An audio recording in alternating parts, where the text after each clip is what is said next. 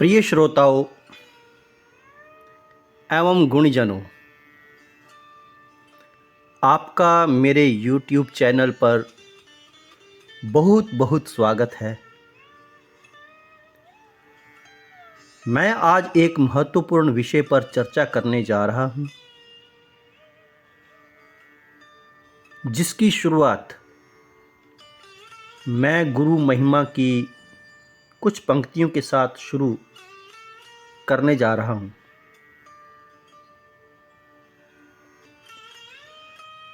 क्योंकि हमारे समाज में, हमारे जीवन में गुरु का बहुत बड़ा स्थान है। जीवन को सार्थक बनाने के लिए, या यूं कहें जीवन को साकार करने के लिए, गुरु का होना हमारे जीवन में बहुत ज़रूरी है।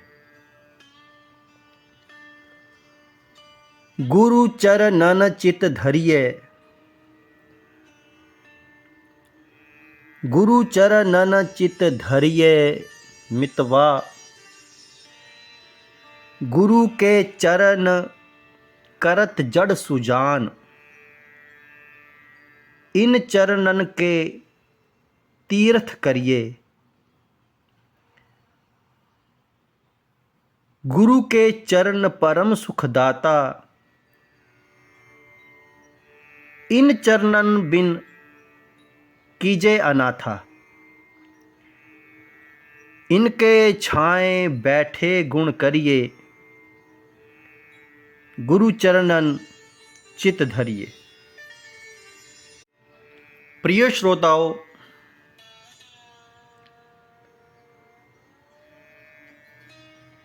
आज की चर्चा साहित्य और संगीत को लेकर है। विद्यार्थियों की शिक्षा परिवेश में सनातन संगीत, गुरमत संगीत एवं साहित्य दर्शन को महत्व दें। मैं इंद्रपाल सिंह पवार, संगीत अध्यापक, मस्कट। प्रिय श्रोताओं, ईश्वर का यह अस्तित्व यानी पूरा ब्रह्मांड ही संगीतमय के रूप में हमारे तन, हमारे मन, हमारे भीतर एवं हमारे आसपास के जन जीवन में ईश्वर की अनुपम चेतना, नाद, स्वर, शब्द, लय, गति के रूप में विराजमान है, जो कि मूल रूप से प्रकृति का अनूठा ईश्वरीय दिव्य संगीत है।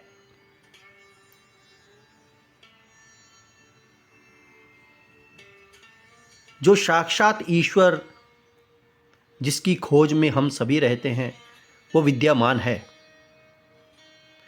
हम जो भी अत्यंत नज़दीक और दूर तलक देखते हैं, सुनते, बोलते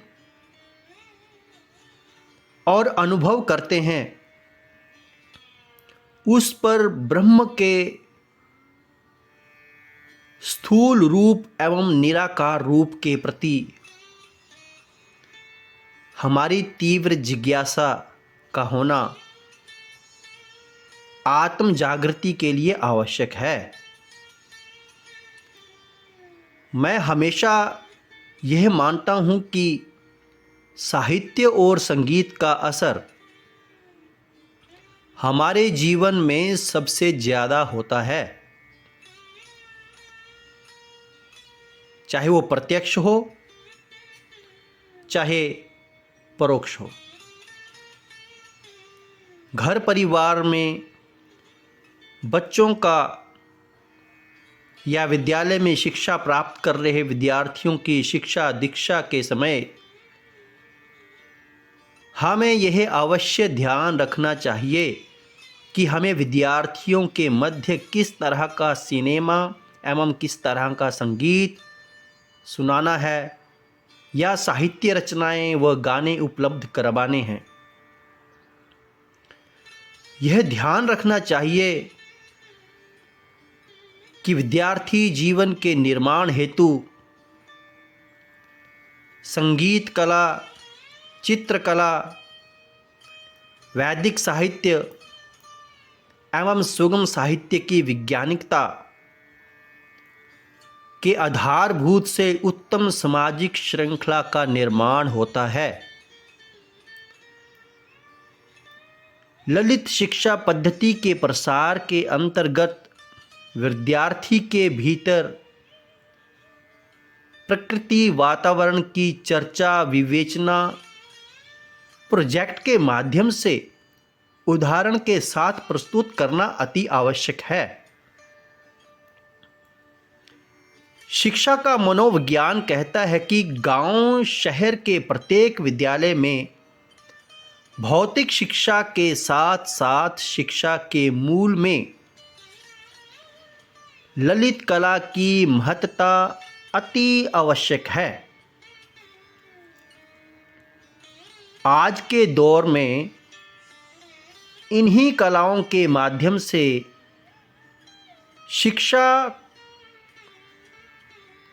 शिक्षा को और अधिक आकर्षक एवं मजबूत बनाया जा रहा है।